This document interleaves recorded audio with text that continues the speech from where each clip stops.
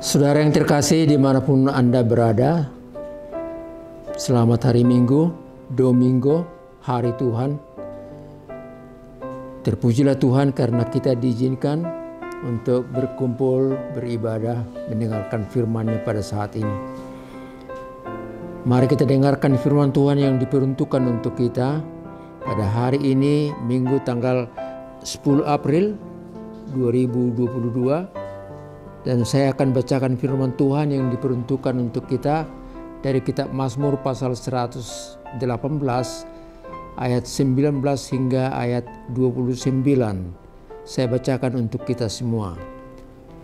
Bukakanlah aku pintu gerbang kebenaran, aku hendak masuk ke dalamnya, hendak mengucap syukur kepada Tuhan.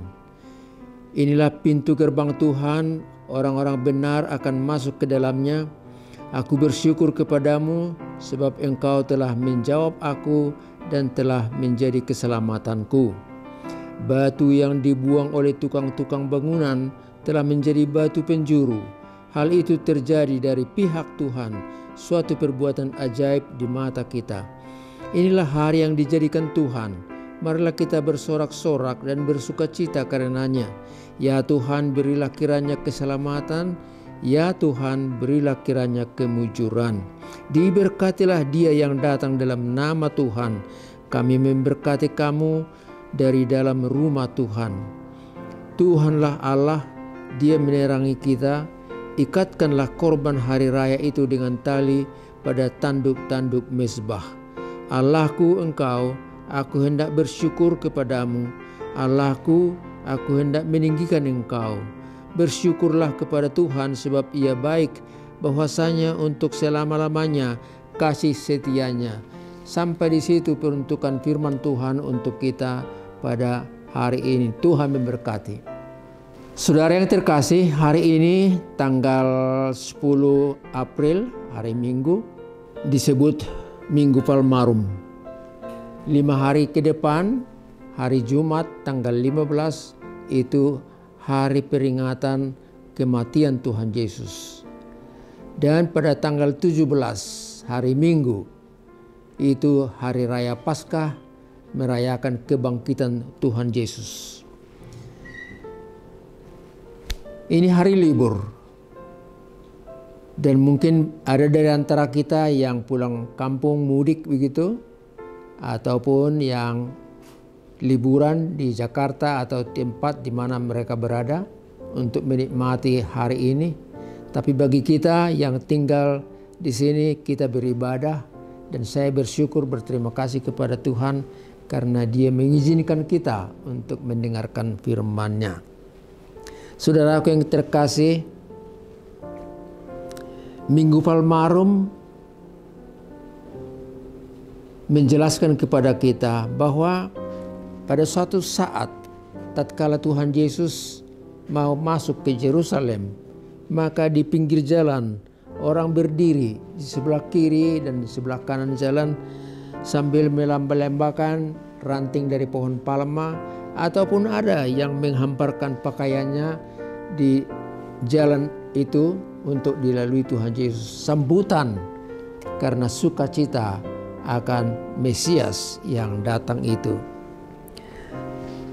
Saudara, kita lihat Tuhan Yesus menaiki keledai.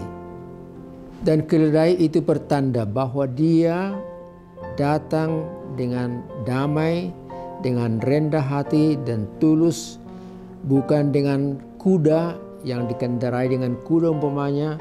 Itu menandakan siap untuk perang, siap untuk berjuang, membebaskan umat dari penjajahan Romawi pada waktu itu. Saudara, itulah sebabnya hari Minggu seperti ini disebutkan hari raya Palmarum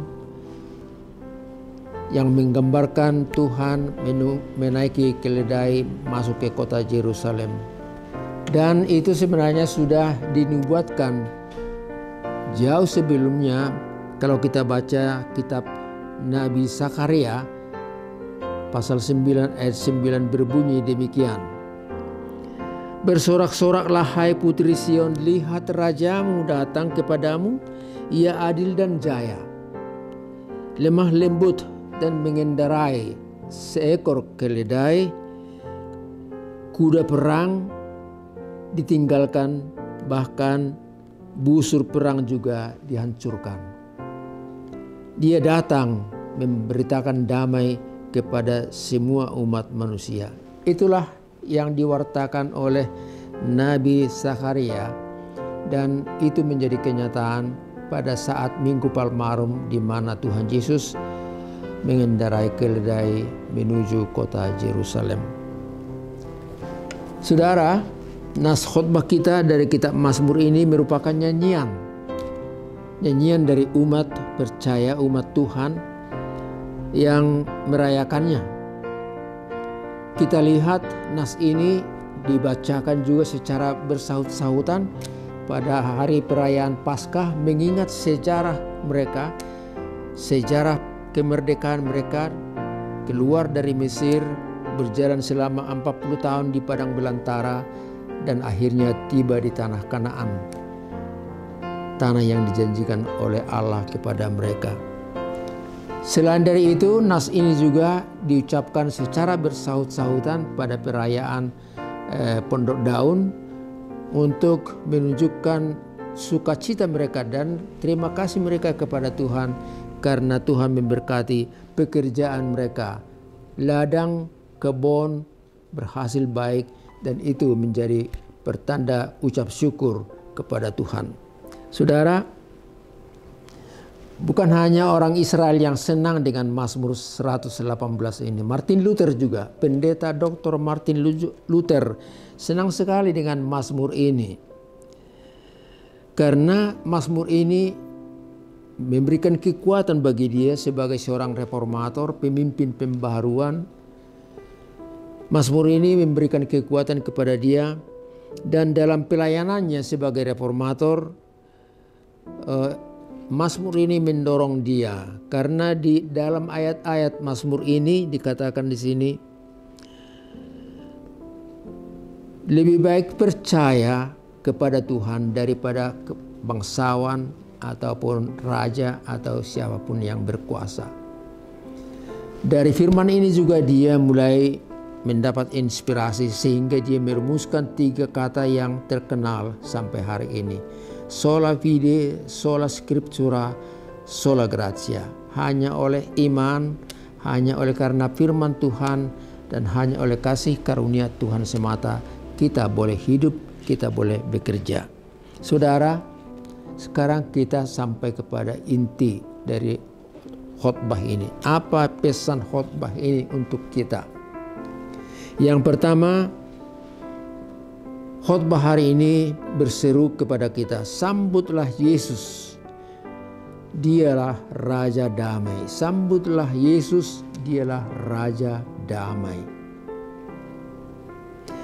Aku bersyukur dan masuk menghadap Dia dalam baitnya yang kudus. Begitu ucapan daripada pemazmur ini pada ayat 19, permulaan daripada khotbah kita.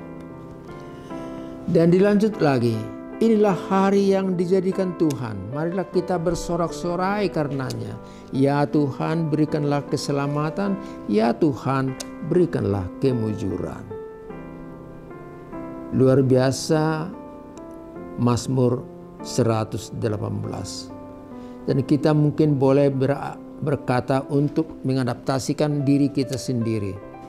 Inilah hari Minggu, Domingo, hari Tuhan, di mana kita boleh beribadah. Bukalah pintu gerbang dari bait Allah itu. Inilah hari Tuhan. Semoga Tuhan memberikan keselamatan dan juga kemujuran. Saudaraku yang terkasih, minggu ini, Minggu Palmarum ini, tatkala Yesus menunggang keledai, itu menggambarkan kepada kita bahwa hidup ini Yesus itu datang membawa damai, dan itu menjadi masukan kepada kita supaya kita hidup dalam damai, seorang terhadap yang lain ataupun terhadap suku-suku bahkan agama yang berbeda dengan kita. Hiduplah dengan damai. Saudaraku, dalam Minggu Palmarum ini kita diajak untuk rendah hati juga. Jauhkan kesombongan dan tinggi hati. Karena kecongkakan mendahului kehancuran dan tinggi hati mendahului kejatuhan. Jauhilah penyembahan berhala, sihir, perseteruan, iri hati, amarah, dan kepentingan sendiri. Jauhkan juga roh pemecah belah, tetapi hiduplah dalam kasih, sukacita, damai sejahtera, kesabaran, kemurahan, kebaikan, kesetiaan, kelemah lembutan, dan penguasaan diri. Itu dikatakan dalam kitab Galatia pasal 5 ayat 20 sampai 21. Tuhan Yesus yang membawa damai itu dalam khotbah di bukit, dia berkhotbah dan berkata, berbahagialah orang-orang yang membawa damai, sebab mereka disebut anak-anak Allah. Berbahagialah orang yang membawa damai dalam hidupnya, hari ini, besok, dan mereka disebutkan anak-anak Allah.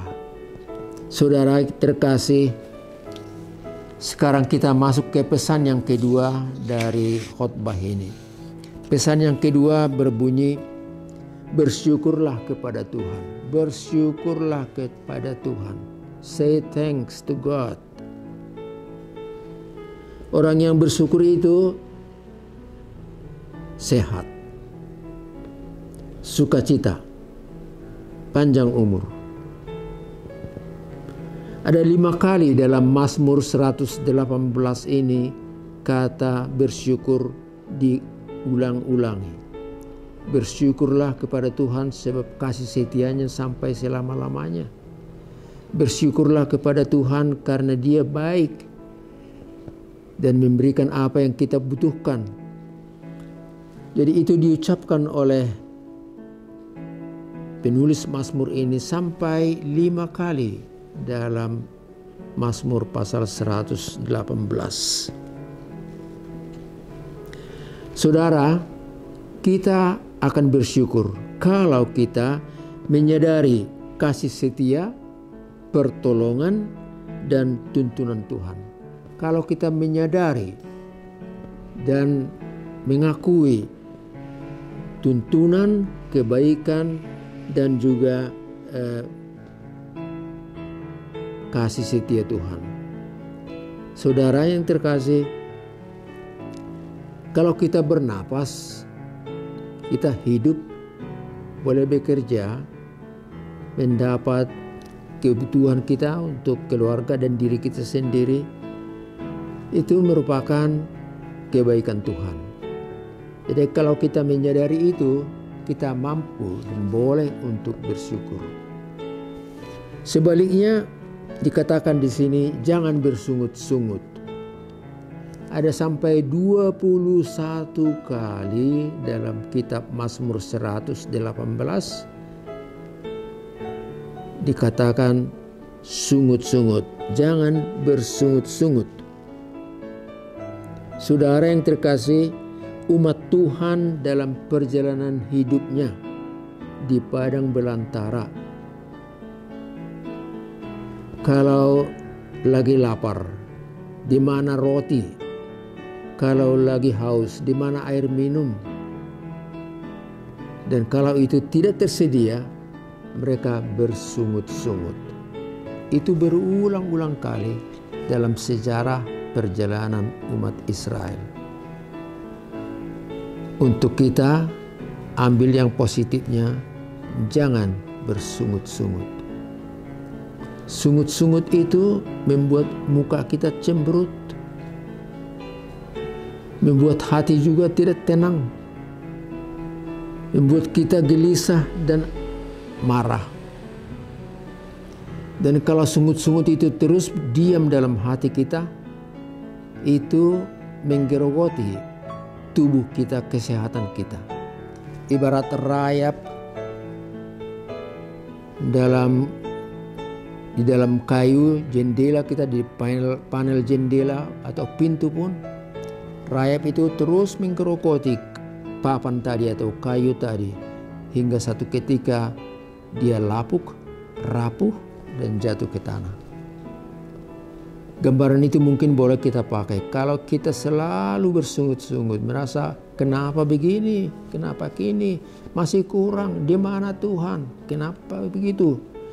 Kalau kita selalu bersungut-sungut, satu ketika sungut-sungut itu menggerogoti tubuh kita dan tibalah waktunya selesai, death alias mati. Oleh karena itu selama masih hidup ini dan bila kita mendengarkan khotbah hari ini, jangan bersungut-sungut, tapi ucaplah syukur kepada Tuhan. Saudara, sampai di sini renungan untuk kita yang saya sampaikan. Terima kasih Anda mengikuti khotbah ini. Dan Tuhan memberkati Anda semua dimanapun Anda berada saat ini. Kita ketemu minggu depan dalam keadaan sehat dan sukacita. Tapi jangan lupa akan protokol kesehatan kita. Pakai masker, cuci tangan yang bersih, dan jaga jarak dengan orang lain. Tuhan Maha Baik. Saya merasa COVID ini secara bertahap semakin hilang dia, dan semoga tidak begitu lama lagi ke depan kita boleh merasa lebih bebas lagi tanpa masker dan kita boleh bersekutu dalam Tuhan. Amin. Kita berdoa. Terima kasih Allah Bapa di sorga. Firman-Mu mengajak kami untuk bersyukur dan berterima kasih karena Engkau Maha Baik, karena Engkaulah Tuhan kami yang setia, yang memelihara perjalanan hidup kami. Ajar kami untuk bersyukur padamu. Jauhkan dari hati kami hati yang bersungut-sungut, hati yang merasa kurang, hati yang curiga, hati yang sering merasa Tuhan jauh dari diri kami sendiri. Tapi Engkau telah selalu ada ya Tuhan, dan memberikan yang terbaik bagi kami. Biarlah hidup kami ini boleh berjalan dengan baik atas bimbingan dan perlindungan Tuhan. Kami berdoa untuk pemimpin kami supaya Tuhan juga memberkati mereka dengan roh-Mu, roh hikmat itu, supaya mereka melaksanakan kepemimpinannya dengan baik, membawa kesejahteraan dan sukacita untuk kami warga negara ini. Kami berdoa untuk mereka-mereka yang masih sakit lagi. Oh Bapa di sorga, Tuhan datanglah, jamahlah tubuh mereka sehingga mereka boleh sembuh dan boleh bekerja dan boleh mendapat rezeki kehidupan untuk hari-hari ke depan. Terpujilah nama-Mu Tuhan di dalam Kristus Yesus. Anugerah dari Tuhan kita Yesus Kristus, kasih setia Allah Bapa, serta persekutuan dari Roh Kudus bersama dengan saudara-saudara sekalian. Amin.